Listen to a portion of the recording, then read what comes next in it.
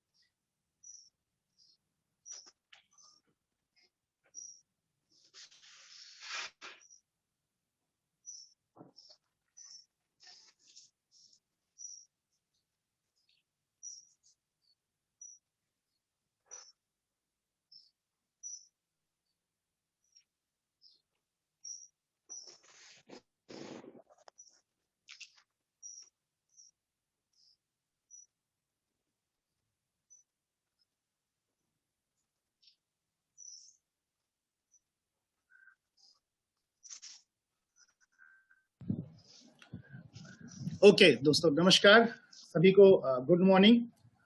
दोस्तों, मेरा नाम राजेश श्रीवास्तव है और डीएसएन कॉलेज उन्नाव से मैं कॉमर्स विभाग में एसोसिएट प्रोफेसर हूं। आज जो हमारा सत्र है ये बहुत ही महत्वपूर्ण सत्र है। ये सत्र की उपयोगिता के बारे में अभी हम लोग थोड़ा सा बात करेंगे कि हम सबको जो फाइनेंशियल एजुकेशन चाहिए, किसी भी वर्ग से हैं हम सबको ये चीजें जानकारी होनी चाहिए। और इसके बारे में आज हमें बहुत महत्वपूर्ण जानकारी हमारे रिसोर्स पर्सन सेबी, जो security exchange board of India से हैं, उनसे मिलेगी हमको। मैं उनको अभी इंट्रोड्यूस करूंगा आपको। उसके पहले हमारे संरक्षक को उद्घाटन के लिए मैं आमंत्रित करने के लिए हमारे विभागीय एसोसिएट प्रोफेसर डॉक्टर आदर्श पुरवार जी को मैं आमंत्रित करूंगा कि वो हमारे संरक्षक माननीय स्वरूप जी को उद्घाटन सत्र के लिए आमंत्रित करें। Over to Adarsh Purwar ji. Sir, अपने को अनम्यूट कर लीजिए। आदर्श जी अनम्यूट कर लीजिए पहले। आदर्श जी अपने को अनम्यूट करिए पहले। आदर्श जी अपने को अनम्यूट करिए पहले।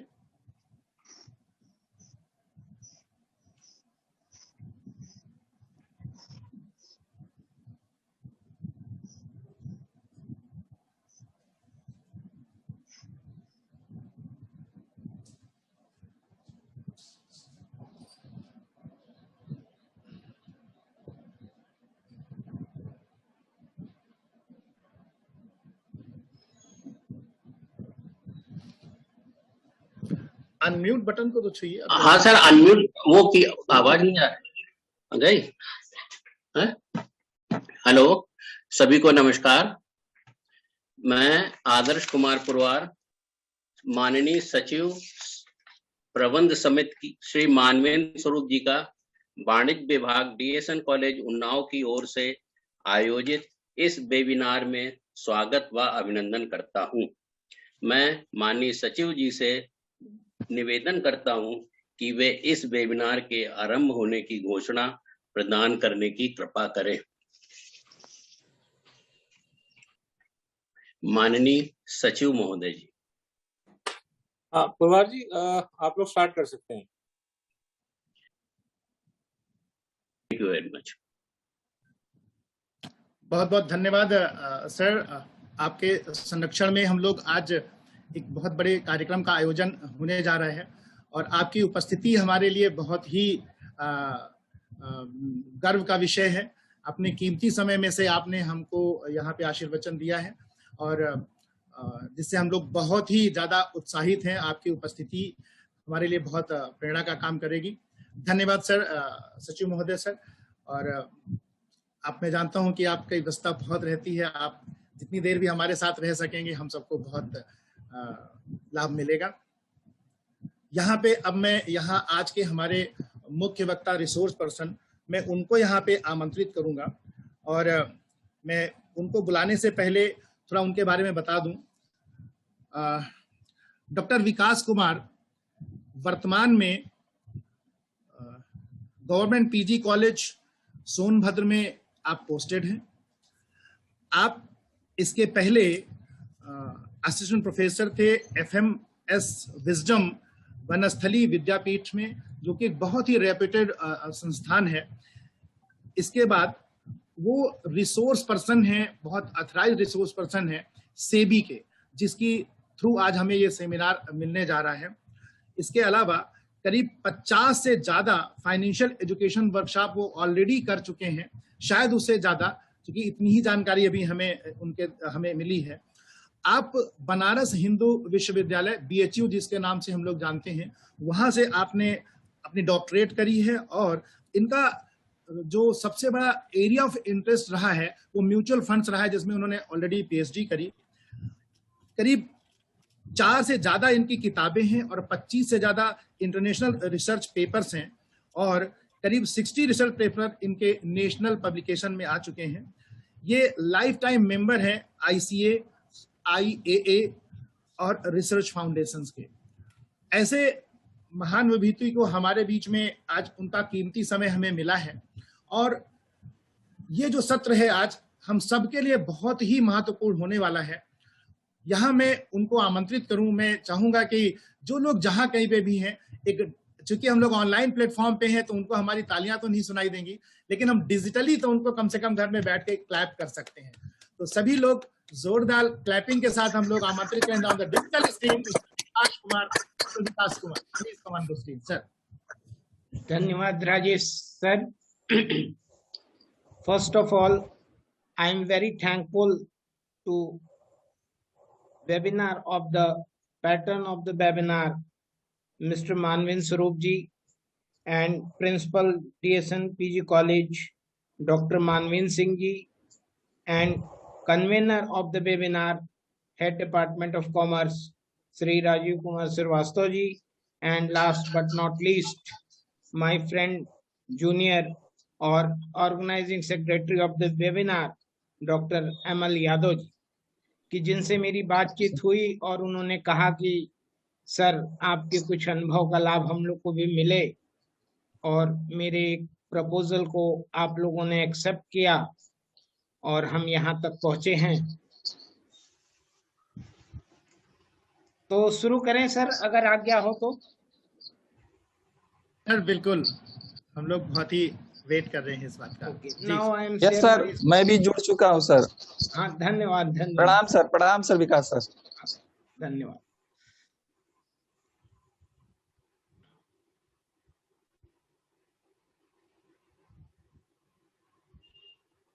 My screen is visible? Yes sir, yes sir. Yes sir. In today's webinar, we are discussing 3 points. देखिए ये वेबिनार रखा क्यों गया, ग्लोबल मनी वीक चल रहा है, आपको इसके बारे में मैं सबसे पहले थोड़ा बताऊंगा। उसके बाद फाइनेंशियल लिटरेसी की हम बात करेंगे और फिर रोल ऑफ रेगुलेटर की बात। और ग्लोबल मनी वीक, ये देखिए security exchange board of India जो इंडिया के लिए रिप्रेजेंट कर रहा है ग्लोबल मनी वीक 22 से 28 मार्च 2021। ग्लोबल मनी वीक है क्या, ये सेलिब्रेट की जा रही है मार्च 22 से 28 2021 under the aegis of OECD INFE। Target audience इसके school children and youth up to 30 year of age. 30 साल के कम तक के बच्चों के लिए प्रोग्राम ऑर्गेनाइज किया गया है और उसमें पहला फाइनेंशियल एजुकेशन वेबिनार है, फिर क्विज कंपटीशन है, फिर एसे राइटिंग कंपटीशन है, फिर एजुकेशनल कंटेंट की बात है, फिर microsite for global money week. SEBI is the national coordinator for India. इसके लिए सेबी को इंडिया का नेशनल कोऑर्डिनेटर बनाया गया है। Other institution organisation Reserve bank of India, IRDA, PFRDA, NCFE, NISM, ये और इंस्टीट्यूशन है जो ग्लोबल मनी वीक में जुड़े हुए हैं। और ग्लोबल मनी वीक की मेन एक्टिविटीज क्या है? सबसे पहली एक्टिविटीज वेबिनार है जो हो रही है, हम लोग इसमें पार्टिसिपेट हुए हैं आज। और बच्चों स्टूडेंट्स के लिए मैं बता दूं कि क्विज कंपटीशन है इसमें, जिसका लिंक मैं ML सर और राजेश सर को शेयर कर दूंगा, आप लोग ज्वाइन करिएगा उसको। और एसे राइटिंग कंपटीशन भी है। एसे राइटिंग कंपटीशन के लिए एज ग्रुप डिवाइड है, 18 year, 18 to 25 and above 25 to 30। और उसके बाद एजुकेशनल कंटेंट।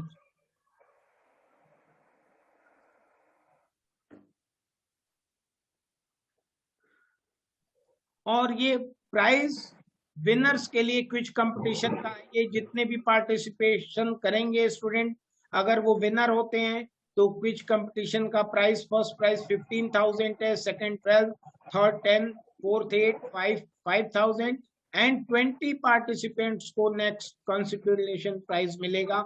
और सबसे इंपॉर्टेंट पॉइंट ये है कि सारे पार्टिसिपेंट्स को सर्टिफिकेट प्रोवाइड कराया जाएगा जो सेबी की तरफ से हो।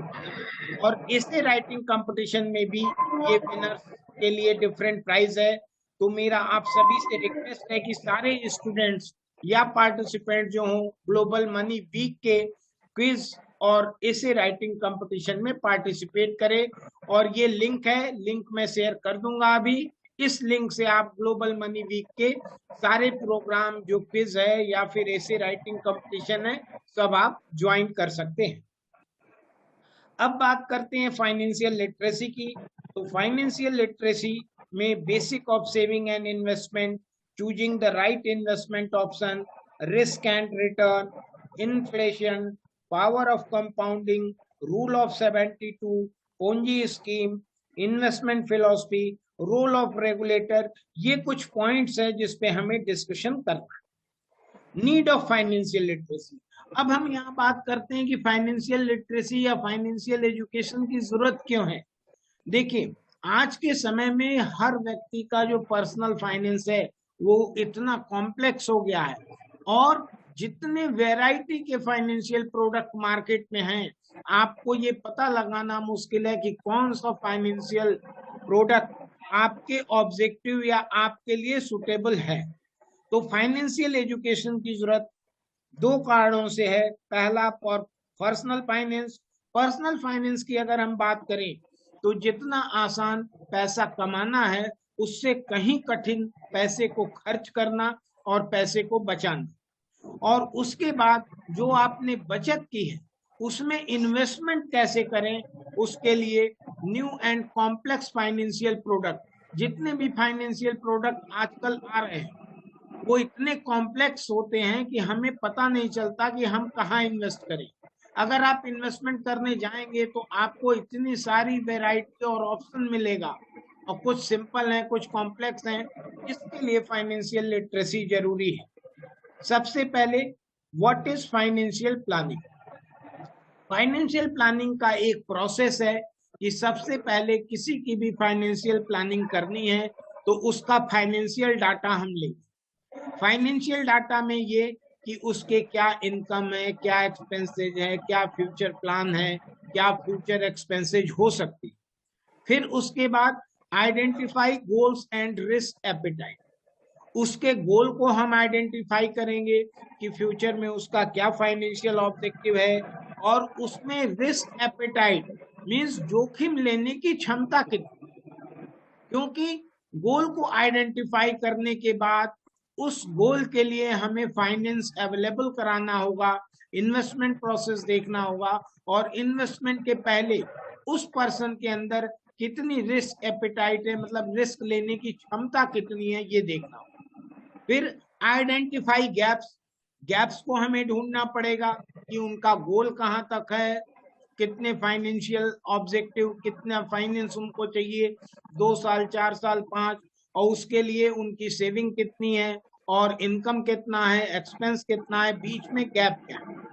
फिर prepare a plan to bridge the gaps, और जो गैप्स हैं उसको फिल करने के लिए आपको एक प्लान बनाना होगा, फिर उस प्लान पे इम्प्लीमेंट करना होगा, और प्लान को इम्प्लीमेंट करने के बाद समय समय पे आपको उसको ध्यान भी देना होगा। गैदरिंग फाइनेंशियल डाटा, देखिए फाइनेंशियल डाटा कैसे गैदर करेंगे, इकट्ठा करेंगे, हम उसमें देखेंगे कि what is the source of income and what is it's nature, means वो मंथली सैलरी है या बिजनेस इनकम है, मतलब जो इनकम का सोर्स है वो हर महीने आ रहा है, या बिजनेस इनकम, बिजनेस का जैसा कि आपको मालूम है कि प्रॉफिट एंड लॉस हम साल में एक बार निकालते हैं, या कहीं कहीं 6 महीने या मंथली भी निकालते हैं। How much your monthly expenses, means सबसे पहले हम इनकम देखेंगे, उसके बाद मंथली एक्सपेंसेस हमारे कितने हैं उसको देखेंगे, और इनकम और एक्सपेंस देखने के बाद ये सबसे पहला काम हमें करना है मंथली बजट बनाना। मंथली बजट बनाने के लिए देखिए, बजट बना के किसी भी काम को करना बहुत अच्छा माना जाता, और बजट बनाते समय हम अपनी इनकम देखेंगे, और यहाँ बहुत सारे स्टूडेंट्स हैं उन्हें ये लग सकता कि भाई इनकम की बात क्यों हो रही है, तो यहाँ हम उनकी इनकम पॉकेट मनी की भी बात करते हैं, या पार्ट टाइम असाइनमेंट जो कुछ उन्हें मिलता है, कुछ प्राइज मिला, स्टाइपेंड मिला, कैश गिफ्ट मिला, रिलेटिव आए कुछ दे के गए, तो ये सब उनकी इनकम का पार्ट है। और expense, college fees, party, gift, EMI, lunch, ये सारे एक्सपेंसेस, और इनकम में से एक्सपेंसेस को लेस करेंगे तो आपकी सेविंग बनेगी। आइडेंटिफाई गोल्स, आपको अपना गोल आइडेंटिफाई करना है, means there are 3 types of goal, short term goal, medium term and long. Income expense में बजट बनाने के बाद आपको ये देखना है कि शॉर्ट टर्म मीन्स कुछ दिन बाद आपका क्या खर्च होने वाला है, मीडियम टर्म मीन्स 1 साल से 5 साल के बीच में, और लॉन्ग टर्म में आपका क्या एक्सपेंसेज हो सकता है। Prepare financial plan, financial plan को बनाते समय आप अपने फाइनेंशियल गोल देखेंगे, और रिस्क टेकिंग एबिलिटी, मीन्स आप में रिस्क लेने की क्षमता कितनी है। अगर आपकी रिस्क लेने की क्षमता कम है तो फिर आप simple investment, bank, post office में आप जाएंगे। अगर आप रिस्क लेने की क्षमता है तो फिर आप शेयर मार्केट, म्यूचुअल फंड, या जिसे हम कंबाइंड रूप में इक्विटी बोलते हैं, वहां जाएंगे। अगर रिस्क लेने की क्षमता हमारी कम है तो हम डेप्ट में जा सकते हैं। अब रिस्क टेकिंग एबिलिटी कितनी है ये कैसे पता चलेगा हमें? रिस्क टेकिंग एबिलिटी डिपेंड करती है हमारी इनकम, एक्सपेंडिचर, एसेट्स और लायबिलिटी। अगर कोई ऐसा पर्सन है जिसकी इनकम ज्यादा है या एसेट्स ज्यादा है तो जाहिर सी बात है कि उसकी रिस्क लेने की क्षमता ज्यादा है। लेकिन कोई ऐसा पर्सन है जिसके इनकम की तुलना में खर्च ज्यादा है, उसके ऊपर लायबिलिटी ज्यादा है, तो उसकी रिस्क टेकिंग एबिलिटी कम होगी। Risk is directly associated with assets and income, means अगर आपकी एसेट्स ज्यादा है, इनकम ज्यादा है, तो आप मॉडरेट लोअर लेवल का रिस्क ले सकते हैं। लेकिन अगर आपकी लायबिलिटी ज्यादा है और आपके एक्सपेंस ज्यादा हैं तो आपको रिस्क नहीं लेना चाहिए। अब स्मार्ट गोल, देखिए गोल की बात सब लोग करते हैं, लेकिन यहाँ पे हम डिस्कस कर रहे हैं स्मार्ट गोल। स्मार्ट गोल में ऐसा गोल होना चाहिए जो स्पेसिफिक हो। जैसे गोल का मतलब सिंपली हमने एक गोल बना लिया, लेकिन smart goal SMART, S for specific. Specific means कि आपका गोल जो हो, ऑब्जेक्टिव जो हो, फाइनेंशियल गोल, वो क्लियर कट होना चाहिए। जैसे मेरा गोल है कि हम 1 साल बाद साइकिल खरीदेंगे, ये मेरा एक गोल है। लेकिन स्पेसिफिक गोल क्या होगा कि हम 1 साल बाद साइकिल खरीदेंगे और वो साइकिल 6,000 रुपए की। ये मेजरेबल भी हो गया, मतलब मुद्रा में उसको अभिव्यक्त भी कर दिया गया। मींस गोल आपका स्पेसिफिक होना चाहिए, मेजरेबल होना चाहिए, अचीवेबल। मींस जैसे कि हमने आपसे बात कही कि गोल हमने बनाया, मेरी इनकम नहीं है लेकिन हमने गोल बना लिया कि हम अगले साल कार खरीदेंगे, तो वो गोल आपको ऐसा बनाना है जो स्पेसिफिक हो, मेजरेबल हो और अचीवेबल भी हो, जिसको आप अचीव कर पाए। मींस जैसे कि अगर हम पढ़ाई की बात करें तो हमें स्पेसिफिक गोल बनाना है। गोल मींस कि हमें ये नहीं सोचना है कि क्लास में हम फर्स्ट आएंगे। मेजरेबल मींस हमें उसे परसेंटेज टर्म में एक्सप्रेस करना है। अचीवेबल मींस हम एक ऐसा गोल बनाए जिसको हम अचीव कर सकते हो। मींस हमें ऐसा गोल नहीं बनाना कि हमें 100% एग्जाम में ला देना, क्योंकि 100% लाना बहुत ही असंभव है। मींस गोल जो भी बने वो अचीवेबल होना चाहिए, जिसको हम अचीव कर सकें। और फिर रियलिस्टिक मींस कि जो वास्तविकता से जुड़ा। जैसे हम ये चाहते हैं कि हम 100% से ऊपर ला देंगे, तो ये क्या है, ये रियलिस्टिक नहीं है। मींस आपको मालूम है कि जब भी एग्जाम होगा आपका परसेंटेज 100 से नीचे ही रहेगा। मींस रियलिस्टिक का मतलब कि आपका जो फाइनेंशियल गोल है वो स्पेसिफिक होना चाहिए, मेजरेबल होना चाहिए, अचीवेबल होना चाहिए, रियलिस्टिक होना चाहिए और time bound. Time bound means कि विद इन टाइम आप उसको अचीव कर सकते हो। ये आपका स्मार्ट गोल है। ये देखिए स्मार्ट गोल की definition, specific, I need money to pay my college fees. लेकिन स्मार्ट क्या है, I will save 50,000 to pay my college fees in a year. Measurable क्या है, I will pay off my डेब्ट in the next 6 months, I will recall on my friend. Attainable, I will save money और I will save money 2,000 for every month. ये आपका smart या specific है। Realistic, if I save money I will be rich. लेकिन smart गोल क्या है, if I save regular, need not more money, I can pay off my debt by the next year. Time bound, I will save money for my vehicle, I will save 10,000 a year for next 2 years for my vehicle. Means आपको अपने financial goal को smart गोल में convert करना है। और how to achieve goals, arrange goals in order to their time bound.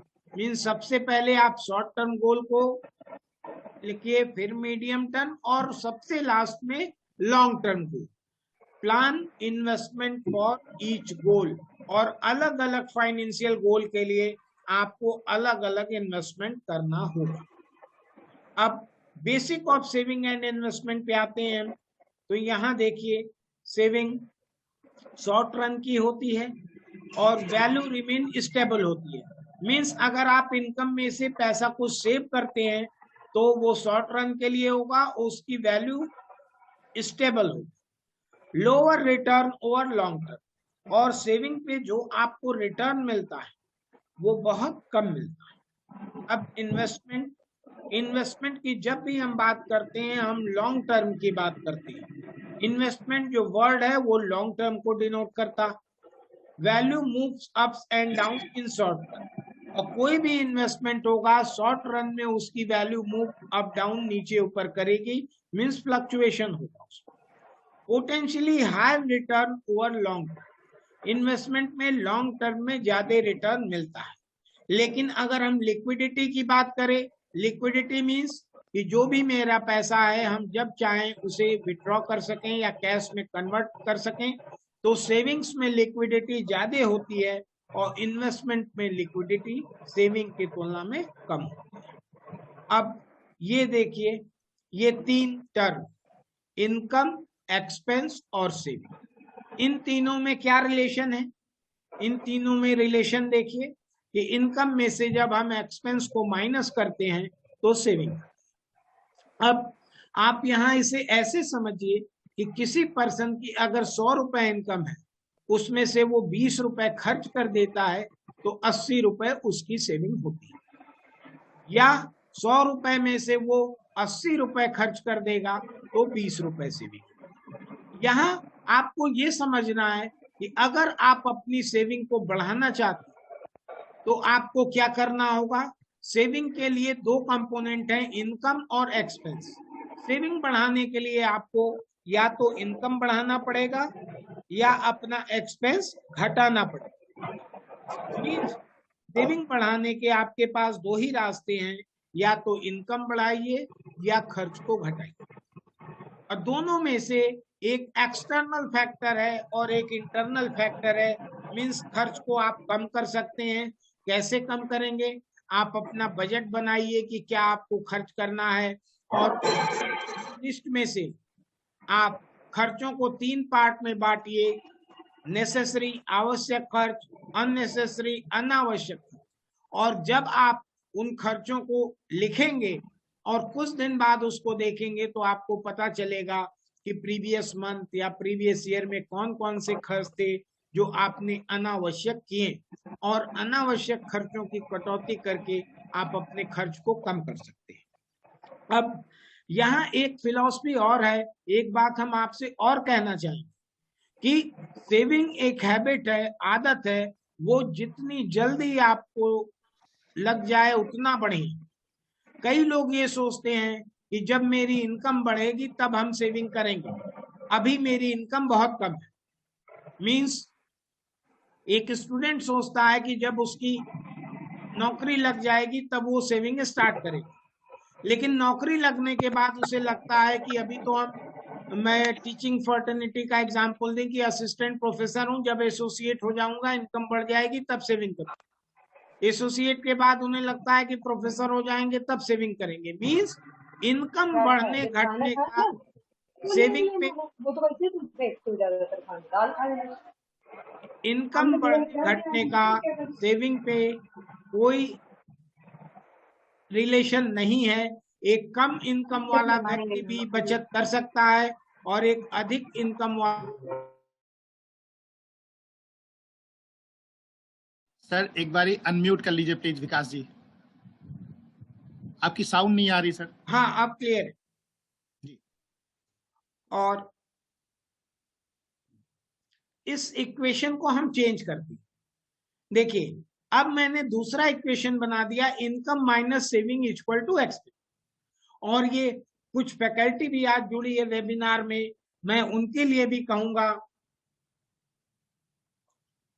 कि आप जो भी सैलरी मिलती है, जो भी इनकम आपकी है, उसमें से आप सेविंग का पोर्शन फिक्स कर दें और उसके बाद जो पैसा बचता है उसको एक्सपेंस। मींस फर्स्ट और सेकंड इक्वेशन में देखिए जनरेशन का change. Second equation income minus saving equal to expense, ये हमारी ट्रेडिशनल इक्वेशन है। इंडियन फार्मर जो भी क्रॉप्स होता है उसमें से पहले नेक्स्ट ईयर सीड के लिए सेव कर देते हैं, उसके बाद कंज्यूम करते हैं। Now we come on third equation.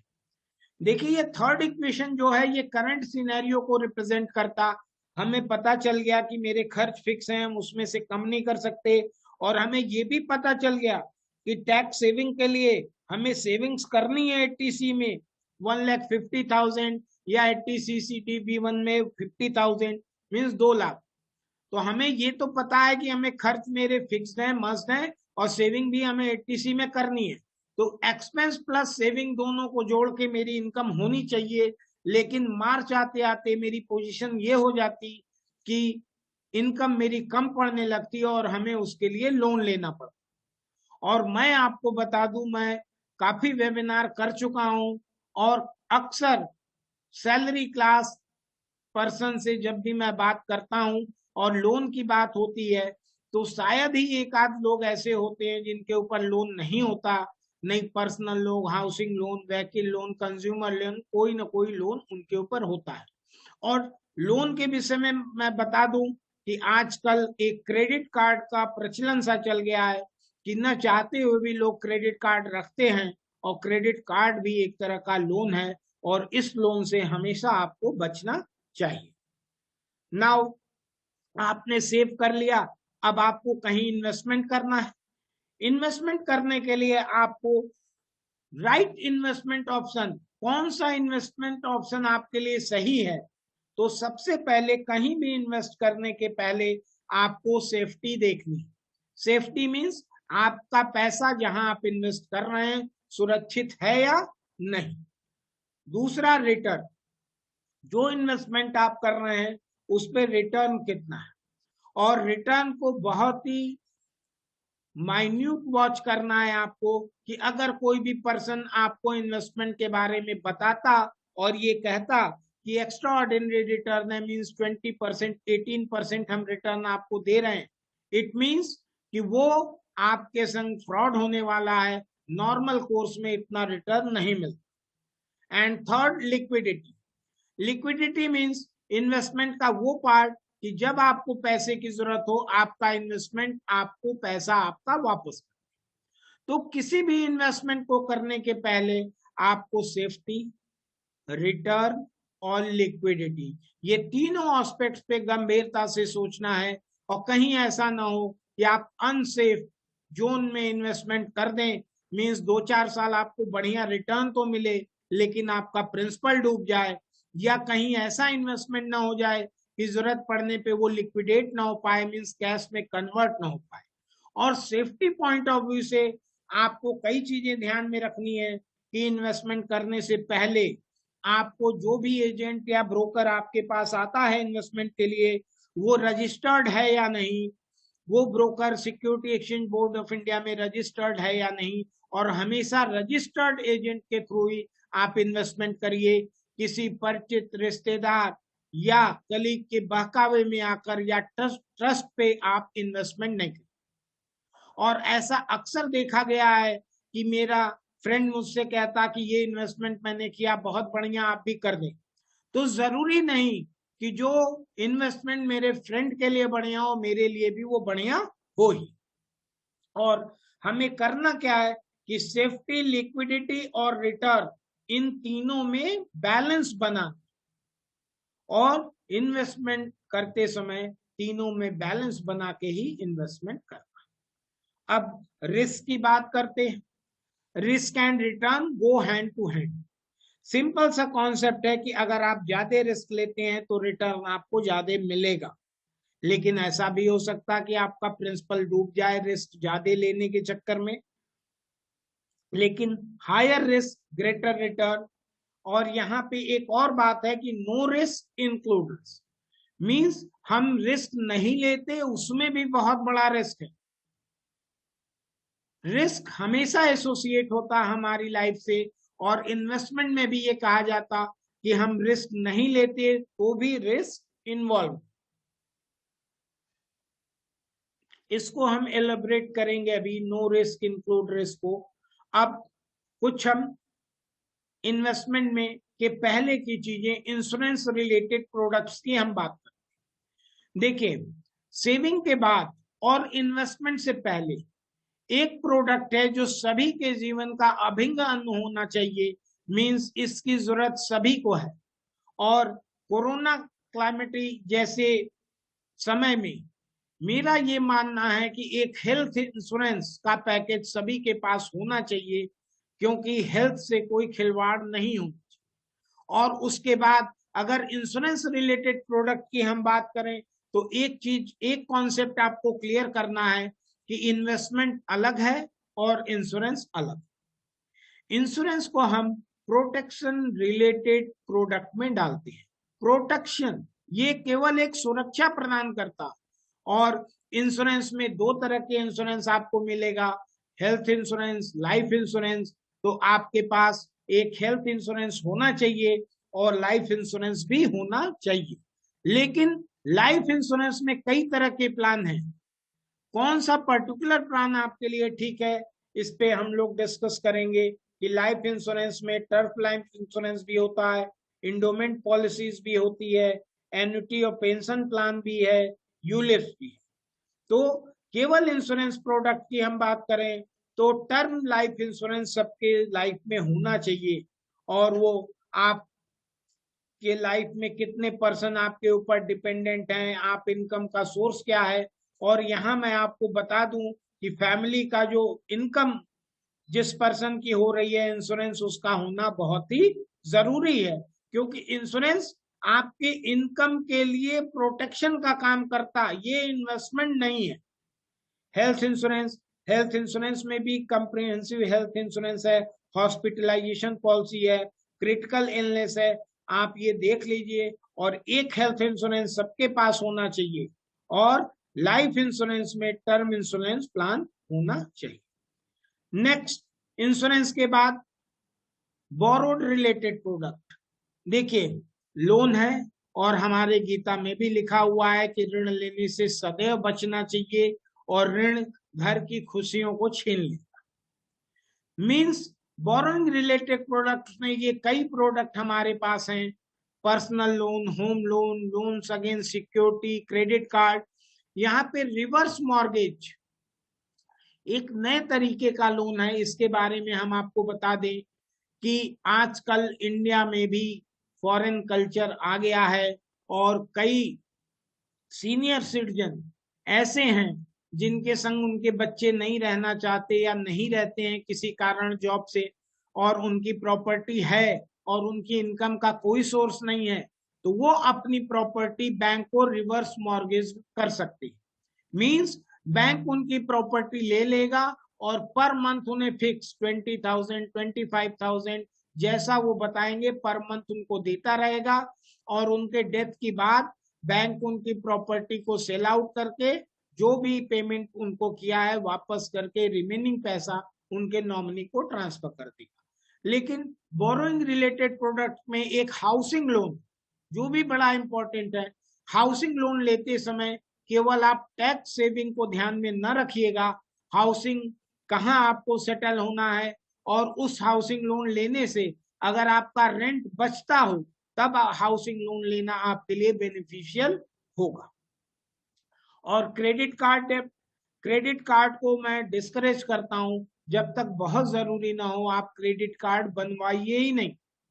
ऐसा लोगों को लगता है कि क्रेडिट कार्ड इमरजेंसी पीरियड में काम आता है, लेकिन क्रेडिट कार्ड से आजकल लोग बनवा लेते हैं इमरजेंसी के लिए, लेकिन इम्पल्सिव बाइंग करते, वो बिग बाजार या मॉल कल्चर में जाते हैं, तो जो सामान उनकी जरूरत का नहीं है क्रेडिट कार्ड होने से वो भी खरीद लेते हैं, क्योंकि एक सर्वे में ये कहा गया है कि आपको कैश पैसा गिन के अगर किसी को देना हो और क्रेडिट कार्ड से स्वैप कराना हो तो आपको क्रेडिट कार्ड से पेमेंट करना ज्यादा अच्छा लगता है, पैसा गिन के देना अच्छा नहीं लगता। इन्वेस्टमेंट रिलेटेड प्रोडक्ट को हम दो पार्ट में बांटते हैं, fix return and return based upon market.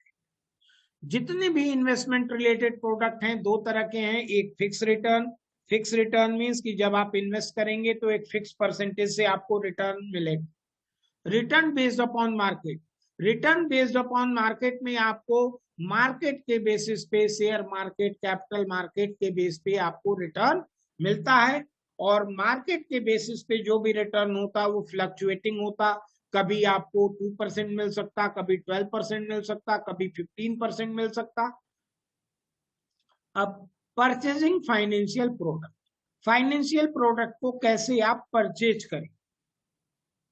Selection of intermediate, आपको ये देखना है कि जहां से आप वो फाइनेंशियल प्रोडक्ट परचेज कर रहे हैं उसका रजिस्ट्रेशन रेगुलेटरी बॉडी में हो, जैसे स्टॉक एक्सचेंज में हो, एमसी में हो, और अगर अनरजिस्टर्ड है वो तो आपको उससे डीलिंग नहीं करनी, अनरजिस्टर्ड डीलर से आपको इन्वेस्टमेंट प्रोडक्ट या फाइनेंशियल प्रोडक्ट परचेज नहीं करना। Step to be become a security market investor, अगर आप सिक्योरिटी मार्केट में इन्वेस्टर बनना चाहते तो सबसे पहले आपको नो योर क्लाइंट मींस आपके पास पैन कार्ड होना चाहिए, पर्सनल आइडेंटिटी प्रूफ होना चाहिए, एड्रेस प्रूफ होना चाहिए, तब आप जाके डीमैट अकाउंट और ट्रेडिंग अकाउंट इक्विटी इन्वेस्टमेंट के लिए ओपन करवा सकते हैं।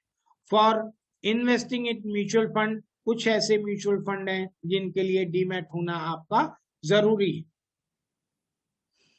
अब रिस्क मैट्रिक्स पे हम आते हैं। रिस्क डिनोट करता शॉर्ट रन और लॉन्ग रन को, और हाई रिस्क और लो रिस्क।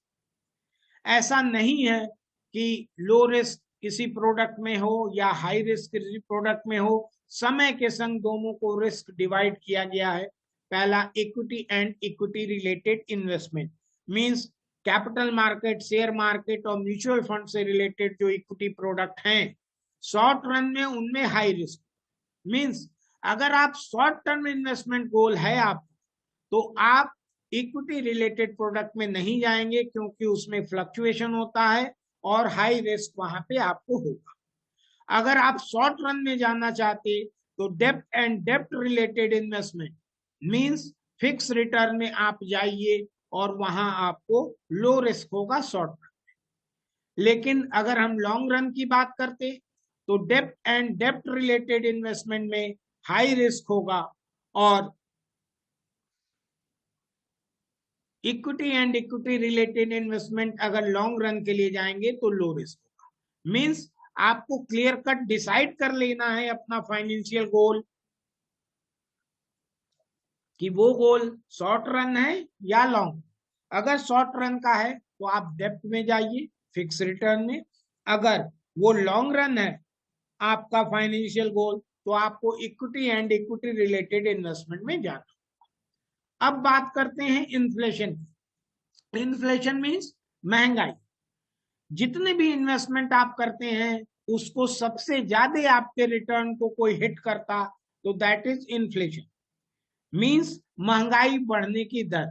और इन्फ्लेशन में क्या होता कि मनी की मॉनेटरी वैल्यू डिक्रीज होती और गुड्स एंड सर्विस, वस्तुओं और सेवाओं का मूल्य बढ़ता जाता।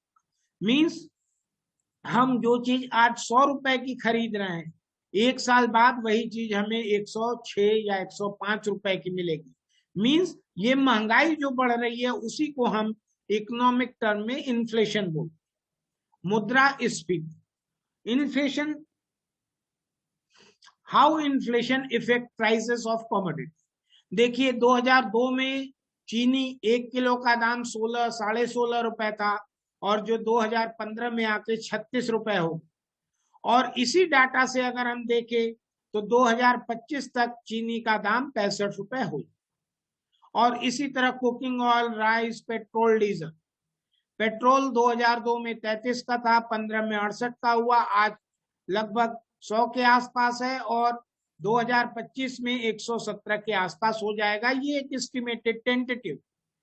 मींस अगर आप लॉन्ग टर्म फाइनेंशियल गोल की बात करते हैं तो आपको ये ध्यान रखना होगा कि फ्यूचर में आपके खर्च इस स्पीड से बढ़ रहे हैं, तो उसके लिए महंगाई को आपको ध्यान में रखकर ही अपना लॉन्ग टर्म फाइनेंशियल गोल बनाना होगा।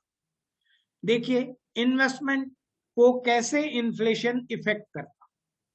अगर आप इनिशियल इन्वेस्टमेंट 1000 रुपए किए और उस पे इंटरेस्ट 6% पर एनम मिल रहा, तो एक साल बाद आपको रिटर्न कितना मिलेगा? 1060, मींस 6%। 1000 का 60 रुपए आपको ब्याज मिल गया, और 1000 आपका मूलधन और ब्याज मिला के 1060 रुपए मिले। लेकिन अगर महंगाई 5% बढ़ रही तो आपका एक्सपेंस एक साल बाद, जो एक्सपेंस 1000 आज करते, एक साल बाद कितना करना पड़ेगा? 1000।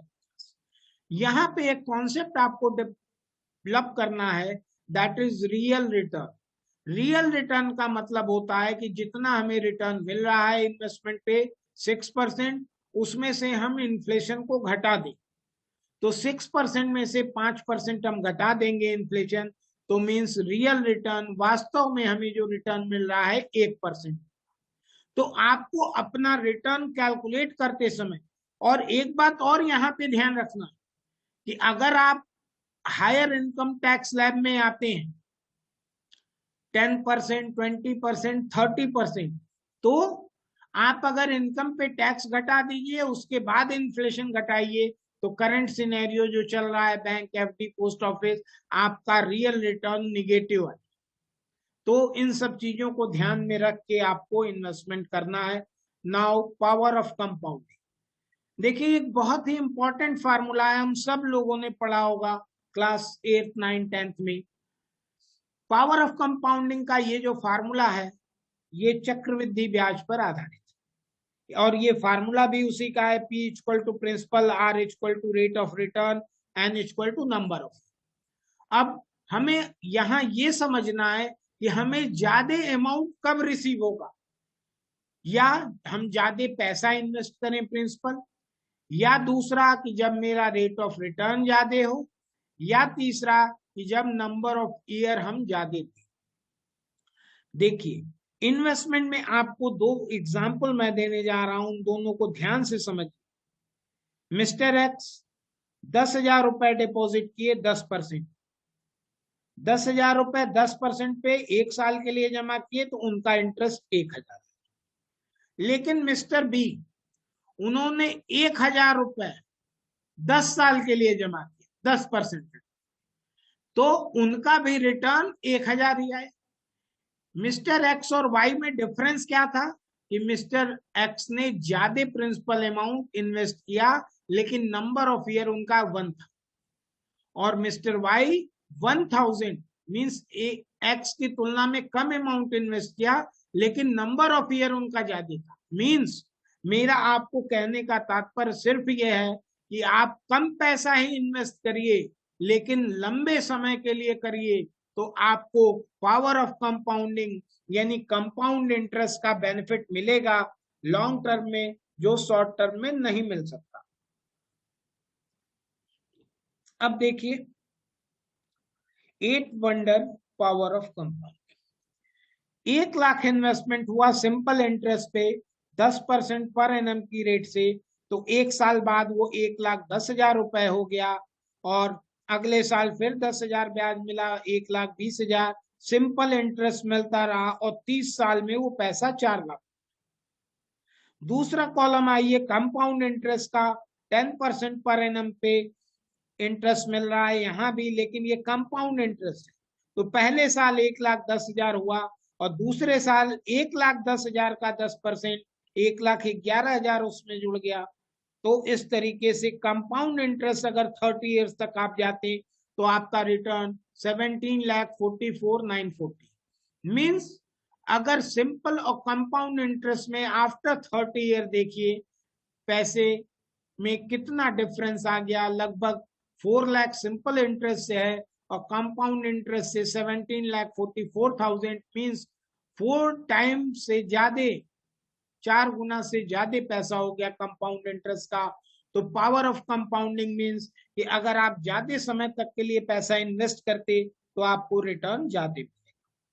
अब रूल ऑफ 72, ये एक थंब रूल है, ये कॉन्सेप्ट आप सभी को मालूम होना चाहिए कि आपको रूल ऑफ 72 से ये पता लग जाएगा कि आपका पैसा कितने दिन में कितने साल में डबल होगा, और उसका फार्मूला है 72 divided by rate of return.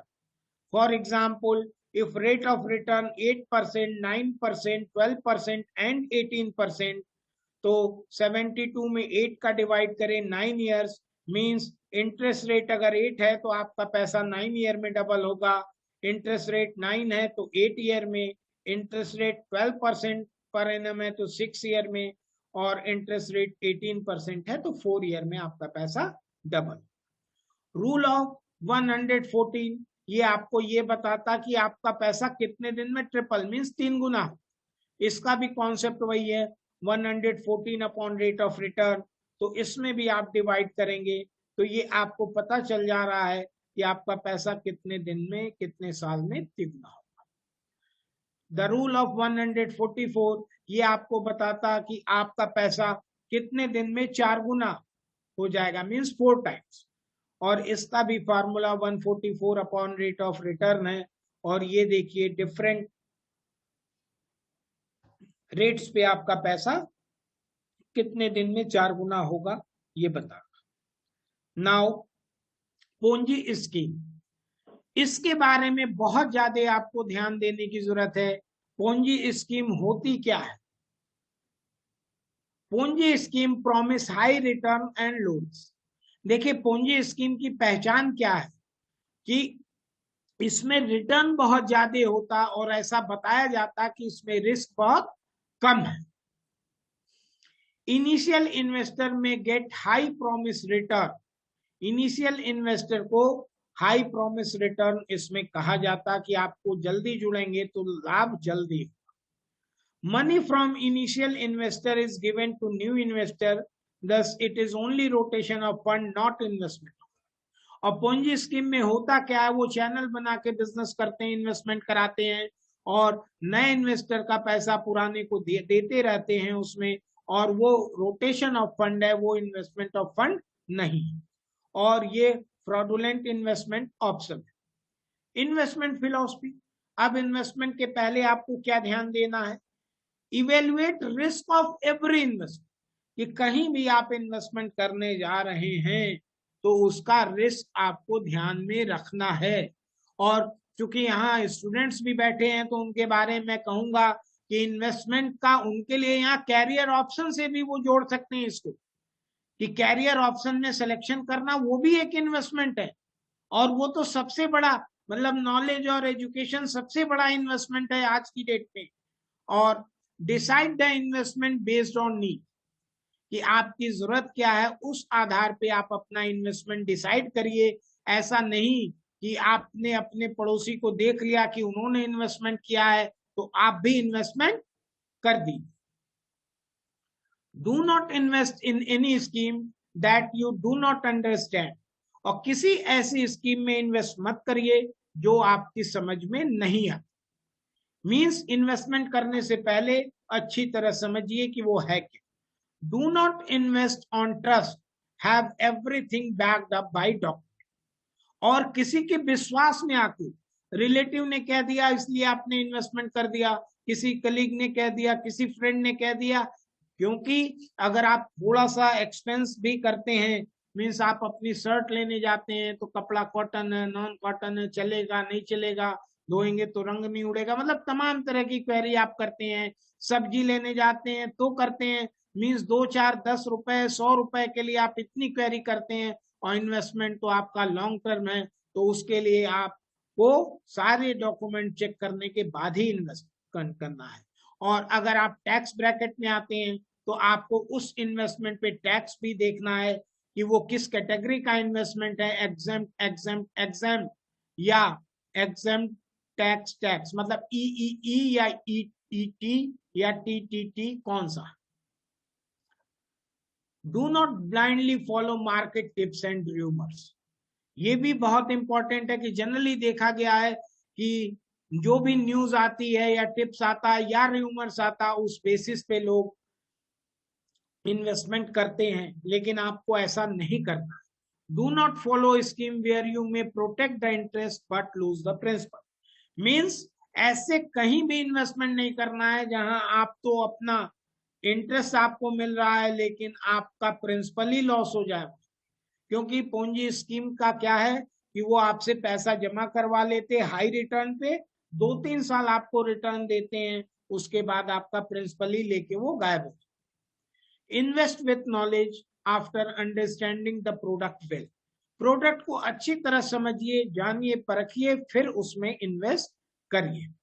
अब ये थर्ड पार्ट आज की डेट का, रेगुलेटर एंड देयर रोल, जो वेबिनार का टॉपिक हमारे था, financial literacy and role of regulator. तो रेगुलेशन और रेगुलेटर और उनका क्या रोल है इसको हम देखेंगे। हु रेगुलेट्स व्हाट, सबसे पहले हम ये देखेंगे कि कौन क्या रेगुलेट कर, व्हाई रेगुलेशन, रेगुलेशन क्यों जरूरी है, हाउ रेगुलेटर वर्क्स, रेगुलेटर कैसे वर्क करते हैं। हु रेगुलेट्स व्हाट्स में देखिए, ये हमारी जो बॉडीज हैं regulatory bodies, reserve bank of India, security exchange board of India, insurance regulatory and development authority, pension fund regulatory and development authority. Reserve bank of India किसको govern करती, banking को, security exchange board of India security market को, insurance regulatory and development authority insurance को, और pension fund regulatory and development authority ये pension fund को regulate करती।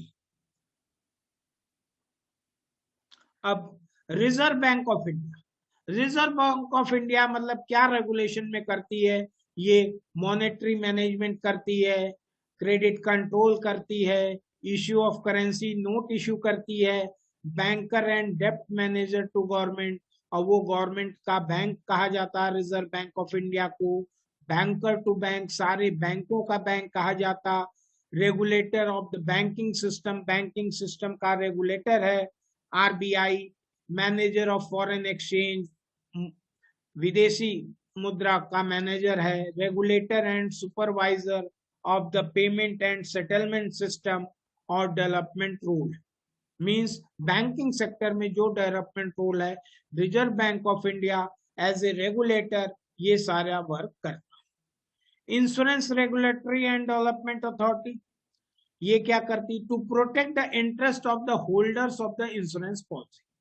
जिस लोगों ने इंश्योरेंस पॉलिसी ली है उसके इंटरेस्ट को ये प्रोटेक्ट करता कि अगर आपको किसी ने झूठा कह के या गलत बताकर पॉलिसी बेची हो तो आपके पास राइट है कि आप IRDA में उसकी कंप्लेन कर सकते और किसी भी पॉलिसी में 15 दिन के पहले आप पॉलिसी वापस कर सकते।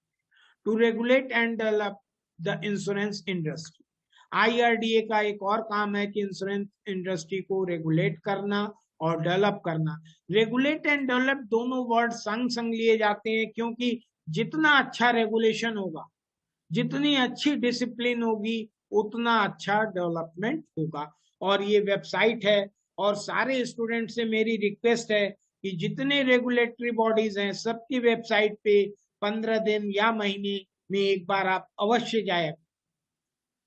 Pension fund regulatory and development authority of India, PFRDA, to regulate and develop the pension fund industry in the country. ये कंट्री में पेंशन फंड इंडस्ट्री को रेगुलेट एंड डेवलप करता और ये 2001 में बना था। इसकी वेबसाइट है। Next, last but not least, security and exchange board of India. ये स्टैट्यूटरी स्टेटस इसको 92 में मिला और 1988 में इस्टेब्लिश किया गया। गवर्नमेंट ने एक रिजोल्यूशन पास किया और autonomous, independent and quasi judicial regulatory bodies है। और security and exchange board of India का क्या रोल है? पहला, इन्वेस्टर एजुकेशन। देखिए, security exchange board of India investor को एजुकेट करता, और इन्वेस्टर एजुकेशन का कॉन्सेप्ट पहले समझिए कि इन्वेस्टर एजुकेशन की जरूरत हमें क्यों। जरूरत के पीछे हम आपको बता दें कि security exchange board of India को स्टैट्यूटरी बॉडी 1992 में बनाया गया और 1992 का एक फेमस केस है हर्षद मेहता घोटाला, जिसकी वेब सीरीज भी बन चुकी है। आप लोग अगर देखे होंगे तो होता क्या था कि शेयर मार्केट में रिटेल इन्वेस्टर का पैसा जो इन्वेस्ट होता था और वहां स्कैम या घोटाला होने से रिटेल इन्वेस्टर का पैसा डूबता था। तो सेबी ने उसके लिए स्ट्रिक्ट नियम बनाए, लेकिन उसके बाद भी फ्रॉड करने वाले, स्कैम करने वाले अलग अलग लूपहोल लॉ में खोज के घोटाला और स्कैम करते थे, जिसकी वजह से शेयर होल्डर्स का पैसा डूबता था, इन्वेस्टर का पैसा डूबता था। लेकिन सेबी ने इन्वेस्टमेंट के कई नियम बनाए इन्वेस्टर को प्रोटेक्ट करने के लिए, लेकिन उसके बाद भी स्कैम्स नहीं रुक रहे थे। पॉन्जी स्कीम और सारी मार्केट में सर्कुलेट। तो सेबी ने कहा कि जो मेरे इन्वेस्टर हैं, अगर उन्हीं को हम जानकारी दे दें पूंजी स्कीम की या मार्केट में अगर इन्वेस्टमेंट करना है, तो आप through regulatory bodies, registered broker agent के थ्रू आए तो शायद फ्रॉड कम हो। इस उद्देश्य ने सेबी ने इन्वेस्टर प्रोटेक्शन फंड 2009 में बनाया और इन्वेस्टर एजुकेशन प्रोग्राम स्टार्ट किए। उसमें इन्वेस्टर को असिस्टेंस किया जाता। एक इन्वेस्टर की वेबसाइट बनाई गई है investor.sebi.government.in और वर्कशॉप और सेमिनार करवाती सेबी उसके लिए, और एजुकेशन थ्रू मास मीडिया में भी वो इसका वो करती। और फाइनेंशियल एजुकेशन का जो प्रोग्राम सेबी कराती है वो through resource person, through association with NISM, through NGOs, directly with various school और कॉलेज। अब grievances redressal by SEBI, SEBI ने जो भी कंप्लेन आती है फ्रॉड की या किसी रजिस्टर एजेंट या ब्रोकर ने चीट किया, उसके लिए सेबी ने intermediate body issuer with stock exchange और सेबी ने एक वेबसाइट अपनी बनाई है स्कोर्स के नाम से। मींस अगर आपको कोई कंप्लेन करनी हो या आपके संग कोई फ्रॉड होता तो आप स्कोर्स की वेबसाइट पे जाके सीधे अपना कंप्लेन रजिस्टर्ड करा सकते हैं और समय समय पर उसको देखकर आप चेक कर सकते हैं कि वो जो कंप्लेन आपने कराया है उसका क्या प्रोसेस चल रहा है, कितना प्रोग्रेस उसमें हुआ। अब why regulation most important to serve to maintain public trust, और ये रेगुलेशन जो बनाया जाता इसका उद्देश्य क्या है, पब्लिक को विश्वास में लेना। क्योंकि जिस हिसाब से फ्रॉड हो रहे थे पब्लिक का विश्वास उठ रहा था, तो रेगुलेशन का क्या है कि पब्लिक का विश्वास बना रहे इसके लिए सर्व करना है। और uniformity in application oblique stakeholder means जो भी एप्लीकेशन और सारे स्टेक होल्डर्स में समानता का भाव लाना। Removing subjectivity to the extent possible means objectivity पे बेस होना। In turn participation by the public, welfare of the people. Why regulation? An independent regulator would mean जो भी इंडिपेंडेंट रेगुलेटर है, स्टैट्यूटरी बॉडी है, वो बेटर एंड इफिशिएंट वर्किंग करती हैं, increase confidence among the people. और regulatory body अगर अच्छे से काम करें तो जनता पे उसका विश्वास बढ़ता है। इजी एक्सेसिबिलिटी मीन्स जब आप चाहें तब उनके अधिकारियों से या पोर्टल पे सीधे जाके आप उनसे कोई भी क्लेम रजिस्टर्ड करा सकते हैं। Better redressal of grievances and related issue, अगर आपको कोई शिकायत है चाहे वो स्टॉक मार्केट से रिलेटेड हो तो आप सेबी के पास जाएं, इंश्योरेंस से रिलेटेड हो तो IRDA के पास जाएं, पेंशन फंड से हो तो आप PFRDA के पास जाएं। और उसी लिए ये रेगुलेशन है कि बेटर रिड्रेसल मीन्स आपकी कोई कंप्लेन होगी तो वो तुरंत सॉर्ट आउट की जाएगी। How regulators work? Through act of parliament. Regulator को एक्ट ऑफ पार्लियामेंट के अकॉर्डिंग पावर्स दिए जाते हैं to grant licence oblique registration, to make regulation, to achieve the mandate, to enforce the regulation only. Means special act of parliament के through उनको power देके statutory body का दर्जा दिया जाता और कुछ स्पेशल पावर उनको दिए जाते कि रेगुलेशन वो बना सकते हैं जो उनको जरूरी लगता है और इन्फोर्स द रेगुलेशन, और उस रेगुलेशन को इन्फोर्स भी वो कर सकते हैं। कंक्लूजन, रोल ऑफ रेगुलेटर का कि regulator are needed means regulator बहुत ही जरूरी है। Regulator for strict enforcement of regulation means regulation का स्ट्रिक्ट इन्फोर्समेंट होना चाहिए। Equal treatment to all as per कि मींस जितने भी लोग हैं सबका इक्वल ट्रीटमेंट होना चाहिए। For efficiency and effectiveness of market, product, public, ये सारी चीजें हैं। अब एट द एंड सोचकर, समझकर, इन्वेस्ट कर, पढ़कर, देखकर, साइन कर, ये चीजें आपको ध्यान रखनी है। और